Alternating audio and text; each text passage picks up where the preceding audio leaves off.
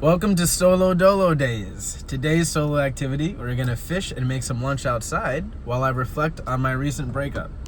If you don't have a therapist, well, I'm gonna help you get through your breakup in a healthy way without dealing with anxious attachment or people pleasing or any negative self-talk at all. To do that, I'm gonna think out loud and model a healthy mindset. Let's get right into it. So I just left the DMV. Now I'm headed home to put on some fishing clothes. But in the meantime, I'm going to tell you a little bit about this breakup, because the first step in getting through one successfully is stating the facts. And the facts for me are that this person and I were strangers in the middle of a getting to know you phase, okay?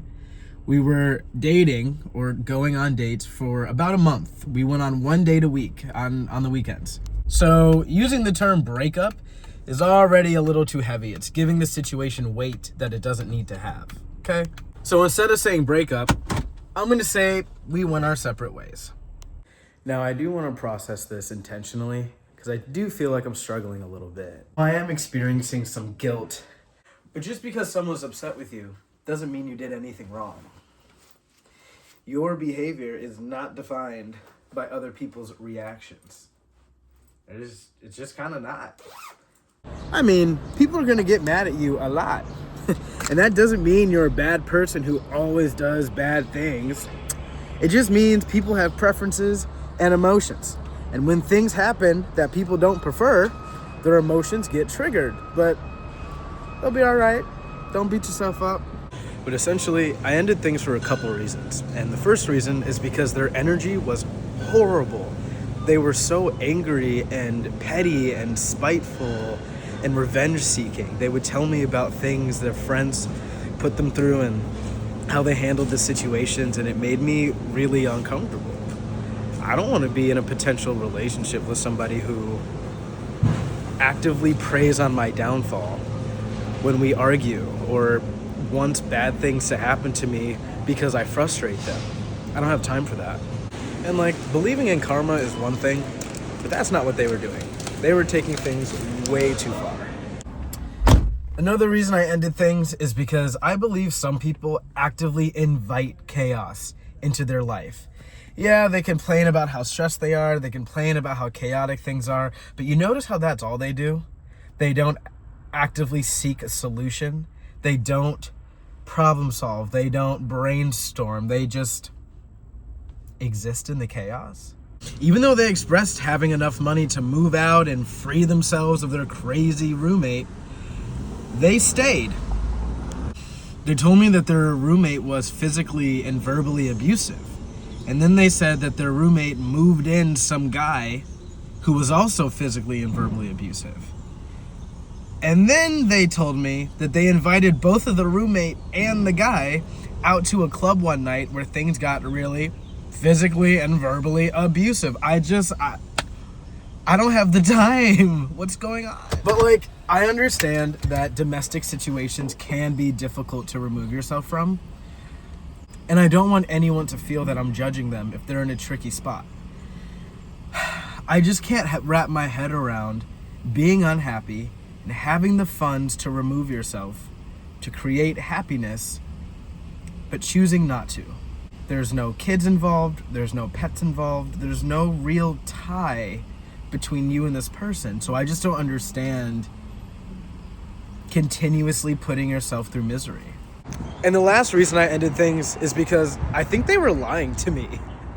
I don't need to get specific, but there were multiple stories they told me where every time they brought up the topic, the story changed a lot. Anyway, the reason I wanted to process all of this stuff intentionally is because your boy is a recovering people pleaser. Okay. And being a people pleaser, it was already hard enough to walk away from this situation. I was nervous I was going to make them upset, ruin their day, I don't know. So yeah, me being anxious to begin with, and then them saying a bunch of mean stuff as a response to me just trying to choose me, it just kind of made things difficult a little bit. It made me feel guilty. It made me kind of question my decision. But I'm definitely able to realize that I made a good choice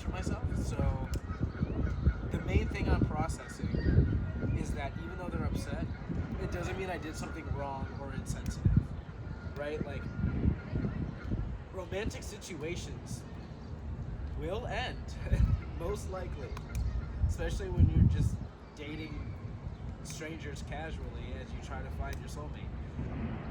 Most situations are not going to work out, especially when you're someone like me who's really picky and knows exactly what they want in a partner.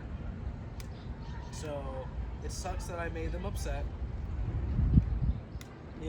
but at the same time, I think that's okay. I think it's okay for them to be upset, and I also think it's okay for me to choose me, right? And I'll tell you this too. If you got broken up with and you find it hard to move on from that person, one of my favorite strategies is to remind yourself of the things in your relationship that did not work for you, right? When we get broken up with, we focus so much on what we don't have anymore.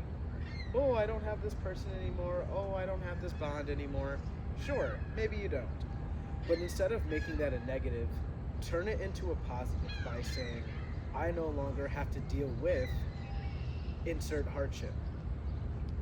I am now free from insert whatever struggles came from your relationship, right? I guess what I'm saying is, if the relationship was meant to be, it still would be. Which means, since it's no longer, there are reasons on your side and your partner's side as to why it wasn't meant to be. You see? Yes, I know it's sad. Yes, I know there is a loss. But it's not all loss. And it's weird, because when I'm thinking about breaking up with somebody, or I'm thinking about ending something, it's so nerve-wracking.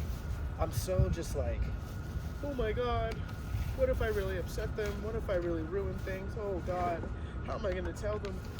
But then, in reality, especially because I didn't actually have a bond with this person to begin with, right? It's not like we were friends for a long time first. It's not like any of that.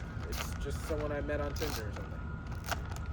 I kind of have to remind myself of what the situation is, right? The situation is, we've only been dating for a month, maybe two, and I think I get nervous because I'm subconsciously expecting them to have the habits I used to have, which is anxious attachment.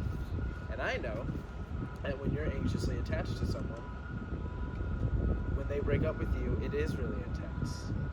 But guess what? Not everybody struggles with anxious attachment. I shouldn't assume that people struggle with something I used to struggle with. Therefore, this breakup is going to be so hard for them. Why would I assume that? I shouldn't be so nervous about choosing myself. I just shouldn't. I mean, I love myself a lot. I care about myself a lot. But another way I could show myself that I love and care is by choosing me without worrying so much about someone else's emotions.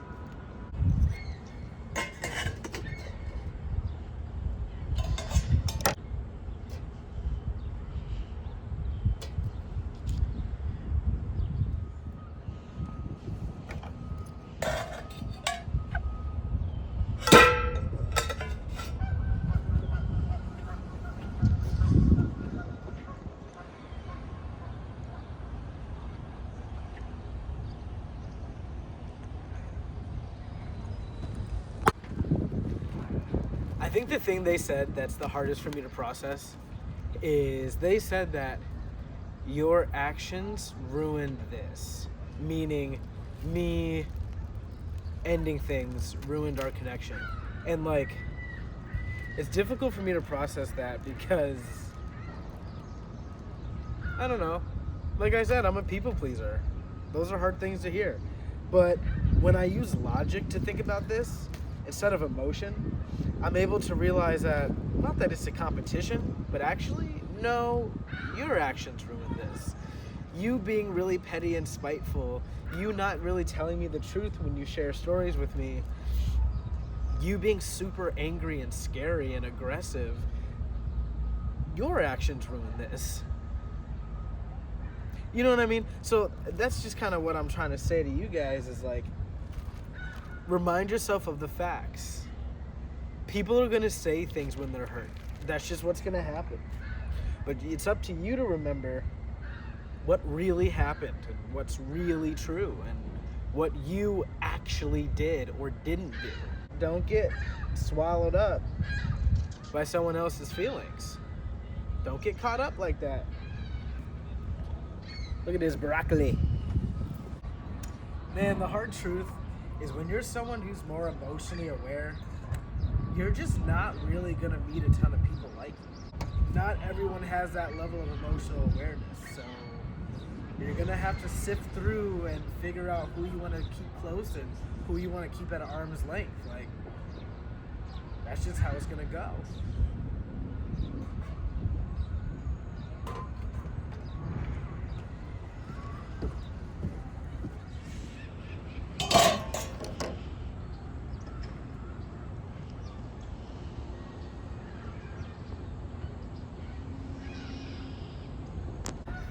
First of all, look what I just did. This looks great to me. Shrimp and broccoli made right the frick here. Yeah. Anyway, I think the most important thing to do when you're processing a breakup is take your time. Take your time to think about it. Take your time to understand it. Take your time to move on from it. But don't involve other people in your moving on. That would be my main piece of advice. Meaning, don't use other people to move on, right? Like, the concept of rebounding doesn't feel good to me. If that's your thing, that's your thing. I personally don't like using people, period. But like, I don't know. I'm not going to beat myself up. I'm not going to say that anything I feel is invalid. I'm not going to decide that them being mad at me means I did something bad or wrong. Because that's not true. I didn't. And that is how you process a breakup. And make some really good shrimp. Wow. Anyway, peace.